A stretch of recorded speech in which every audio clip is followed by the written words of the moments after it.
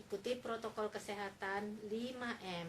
Selalu memakai masker, mencuci tangan, menjaga jarak, menjauhi kerumunan, dan selalu minum air hangat. Larutan adalah campuran homogen yang terdiri dari dua zat atau lebih.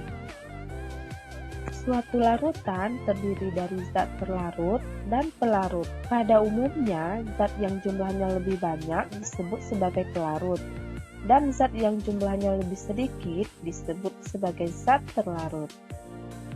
Contoh pelarut adalah air, alkohol, asam klorida, bensin, aseton, dan banyak lagi lainnya.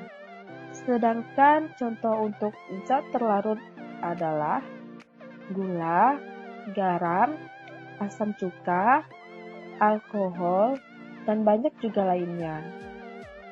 Campuran antara gula, teh, dan air akan menghasilkan teh manis.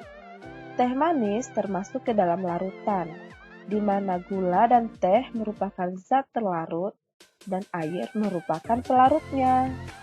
Selanjutnya, mari kita bahas tentang jenis-jenis larutan. Yang pertama, yaitu jenis larutan berdasarkan wujud pelarutnya. Ada 3, yaitu yang pertama larutan cair, larutan padat, dan larutan gas. Larutan cair merupakan larutan yang terbentuk dari zat cair dan cair, atau cair dan padat. Contohnya adalah larutan gula yang merupakan campuran air dan gula, dan larutan garam yang dapat dibuat dari campuran air dan garam. Sedangkan larutan padat merupakan larutan yang terbentuk dari zat padat dengan zat padat.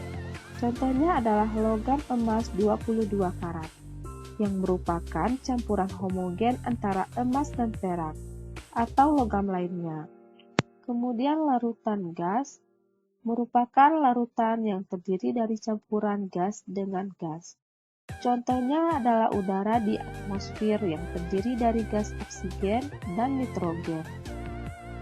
Jenis larutan yang kedua yaitu larutan yang berdasarkan wujud zat terlarutnya.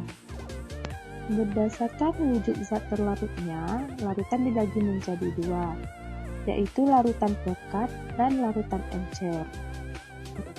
Larutan pekat adalah larutan yang komposisi zat terlarutnya lebih banyak dibandingkan pelarutnya. Sedangkan larutan encer adalah larutan yang komposisi zat terlarutnya lebih sedikit dibandingkan dengan pelarutnya. Jenis zat yang ketiga yaitu berdasarkan kelarutan zat terlarut.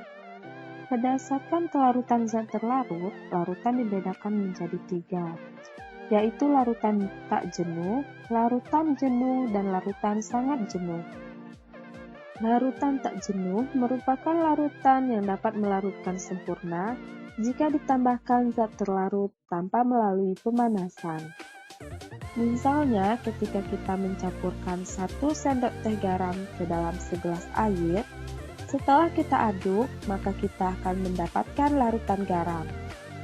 Ketika kita menambahkan garam lagi ke dalam larutan tersebut, dan kemudian kita aduk lagi, garamnya ternyata masih bisa larut. Nah, itu menandakan larutan garam tadi merupakan larutan garam yang tak jenuh. Selanjutnya, mari kita bahas tentang larutan jenuh. Larutan jenuh yaitu larutan yang pelarutnya tidak bisa lagi melarutkan zat terlarut, kecuali dengan bantuan pemanasan. Dalam larutan ini, pelarut memiliki batas maksimal untuk melarutkan di suhu tertentu. Contohnya adalah larutan garam jenuh, yakni airnya masih bisa melarutkan asalkan dilakukan pemanasan. Sedangkan larutan lewat jenuh adalah larutan yang pelarutnya sudah tidak mampu melarutkan lagi, meski sudah dilakukan pemanasan. Pada kasus ini, jumlah zat terlarut melebihi dari yang dimiliki oleh larutan jenuh di suhu tertentu. Contoh pada larutan garam lewat jenuh, air tidak bisa lagi melarutkan, meski dipanaskan saat ditambahkan zat pelarut garam. sehingga menimbulkan endapan pada larutan tersebut. Jenis larutan yang terakhir adalah larutan yang berdasarkan daya hantar listrik. Berdasarkan daya hantar listrik, larutan dibagi menjadi dua, yaitu larutan elektrolit dan larutan non-elektrolit. Larutan elektrolit adalah jenis larutan yang dapat menghantarkan listrik. Contohnya adalah larutan HCl, larutan H2SO4, larutan asam asetat, larutan NaCl, dan banyak lagi lainnya.